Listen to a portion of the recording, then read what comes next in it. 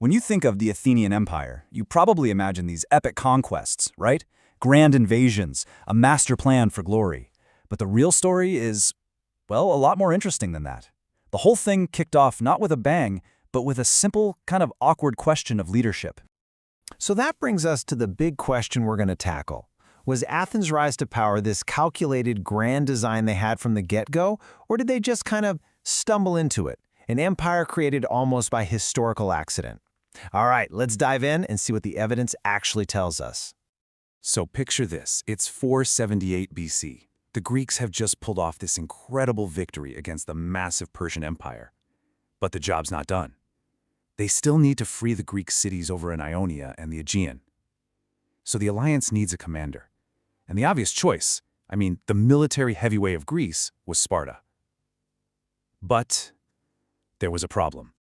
And that problem had a name: Pausanias. This guy was the Spartan regent, a legit war hero, and he was put in charge of the whole allied fleet. But instead of being the hero who united everyone, his actions ended up fracturing the alliance and really changing the course of Greek history forever. Things went south, and fast. Pausanias wasn't just strict, he was acting like a full-blown tyrant. The sources tell us he treated the allies with actual violence. And get this, he started dressing like the enemy, wearing Persian clothes, hiring a Persian bodyguard, throwing these over-the-top Persian parties. Now, if you're an Ionian Greek who just got freed from Persian rule, that's a huge slap in the face. The last straw? Rumors started flying that he was Medizing, secretly writing letters to the Persian king. No way. And hey, don't just take my word for it. Here's a quote from the historian Thucydides, who is really our best source for all this. He says Pausanias' violence was disagreeable. Talk about an understatement, disagreeable. The allies were furious. They completely refused to serve under him or any other Spartan for that matter. So what does Sparta do? Do they send a better, less arrogant general to fix things? Nope. In classic Spartan fashion, they basically just threw up their hands. They were always more worried about keeping their enslaved population, the Helots, in check, and they never really liked getting involved in stuff overseas anyway, so they just quit. They recalled their commanders and left this huge leadership vacuum at the head of the Greek forces. And you know who stepped right into that void? A new power. A city that was pretty much everything Sparta wasn't. They were outward-looking, democratic, and most importantly, they were masters of the sea. This was Athens' moment.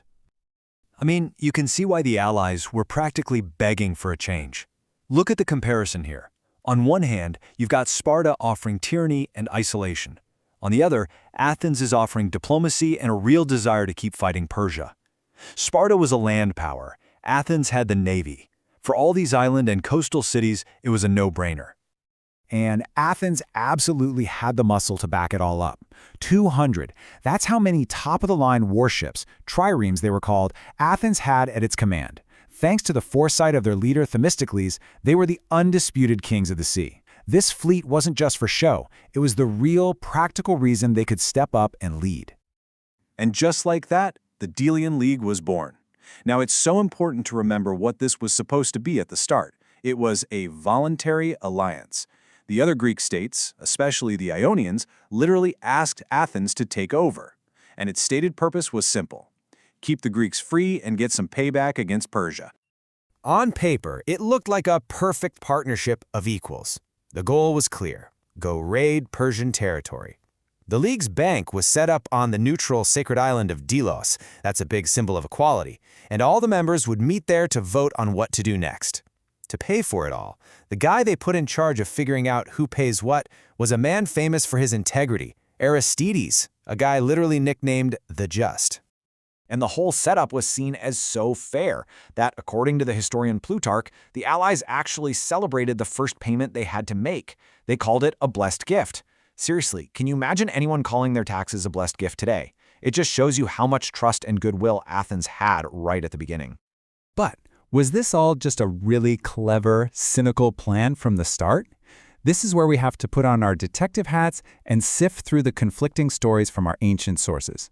Was Athens a reluctant hero pushed into the spotlight, or a scheming opportunist waiting for their chance? So let's break down what our ancient witnesses had to say. You've got Thucydides, who was writing closest to the actual events. He basically says it was a pragmatic evolution. Athens just reacted to problems as they popped up. But then you have later writers like Plutarch who argue that Athenian leaders like Themistocles were planning for domination for years. Herodotus kind of paints them as savvy opportunists who use the whole Pausanias mess as the perfect excuse. And then Diodorus says, nah, it was just a defensive necessity. So you can really boil it all down into two competing camps. You've got Team Accident, with Thucydides as the star player, saying the allies handed Athens the job on a silver platter. And then you've got Team Ambition, with Plutarch arguing that Athenian leaders had been dreaming of a naval empire for a long, long time. So, which one is it? And just to make it a bit messier, there's even a third story, which, let's be honest, we should take with a huge grain of salt. It's the official Athenian PR spin. 100 years later, an orator named Isocrates claimed Athens only took over to spread freedom and democracy to everyone. That's a nice story, but it sounds an awful lot like someone trying to justify what happened long after the fact. So, how do we get to the bottom of this? How do we find the verdict? Well, the best way is to look at what actually happened next. We need to see how this voluntary alliance, this blessed gift, slowly but surely turned into an empire, with Athens calling all the shots. So, this transformation didn't happen overnight. It was a gradual, four-step process. First, it's an equal partnership. Everyone chips in their own ships and sailors. But then, step 2, a lot of allies get tired of the constant military service and would rather just pay Athens cash instead. And that, right there, is the critical moment. Step 3, Athens takes all that money and builds its own fleet, making it bigger and stronger than ever. And finally, step 4, the other allies have no ships of their own. They've gone from being partners to being subjects who just pay tribute to the massive naval power they helped create. And here's the kicker, the point you can't miss. The allies weren't just helpless victims in this. As Plutarch points out, by choosing the convenience of paying cash over the hard work of serving in the fleet, they basically paid Athens to become their boss. In a way, they helped forge their own chains. And just look at how this thing escalated. This chart shows it all. That initial, fair assessment of 460 talents a year, that blessed gift, it starts to creep up. Under the famous leader Pericles, it's around 600. But later on, it balloons to a staggering 1,300 talents. The voluntary contribution had become a crushing imperial tax, and it wasn't just for fighting Persia anymore. It was funding Athens' building projects and its own wars. So, where do we land? What's the final verdict? Accident or ambition? Well, the truth is, it was both. The Athenian Empire wasn't built from some secret master plan. It was born from a perfect storm of factors. Sparta messed up, which created an opportunity.